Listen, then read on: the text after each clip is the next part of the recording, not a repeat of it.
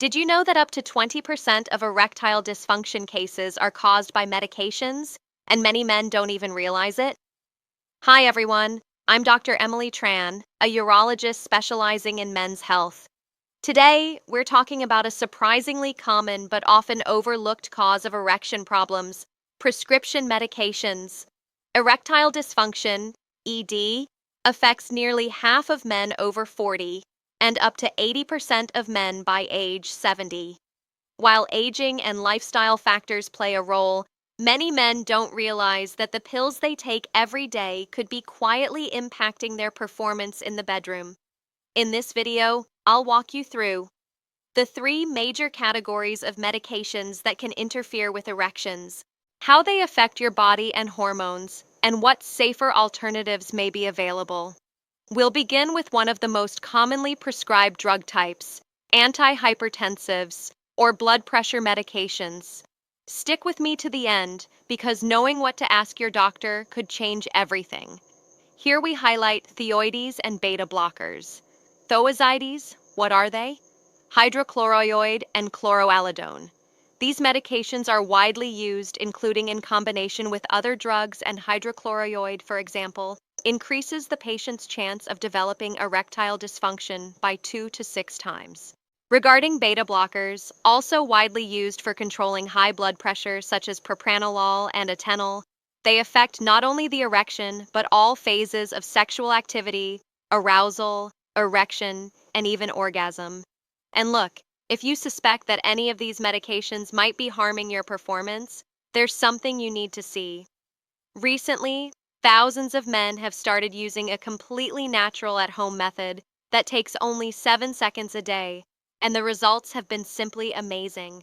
This method targets the real hidden cause behind erectile dysfunction, something most doctors don't even mention, and can help you regain firmness, desire, and sexual potency without changing anything in your routine.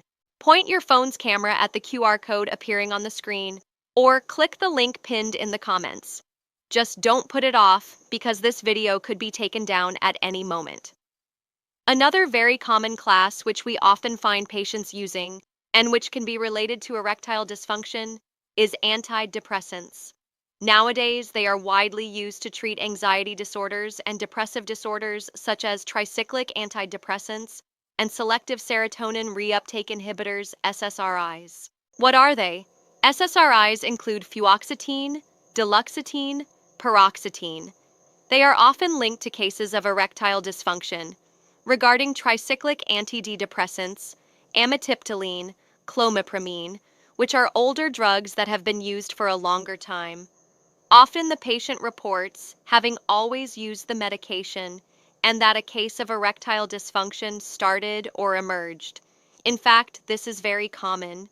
Sometimes we need to contact the psychiatrist or the doctor, monitoring the patient's psychological condition to try switching to a different medication, substituting it with something that doesn't impact the patient's sexual life as much. Besides antidepressants, we also have anxiolytics medications used in the treatment of anxiety. Here we have medications like clonazepam, alprazolam, and lorazepam, which are widely used today.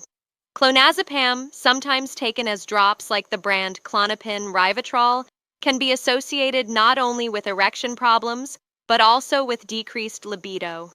Another class of medication associated with sexual disorders, everyone, is antiretrovirals.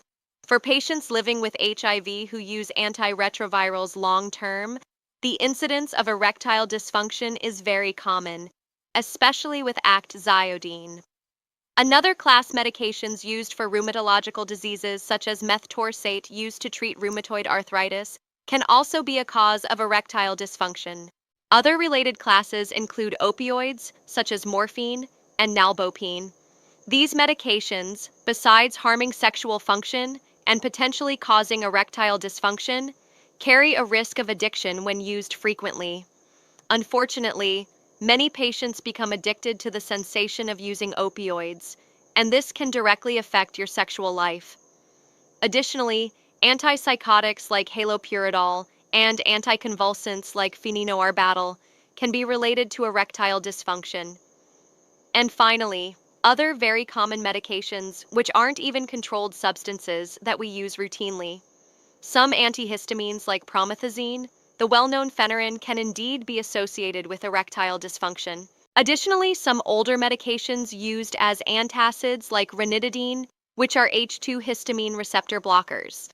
Actually, ranitidine is largely being replaced by proton pump inhibitors, PPIs nowadays like omeprazole, but it can still be a cause of erectile dysfunction.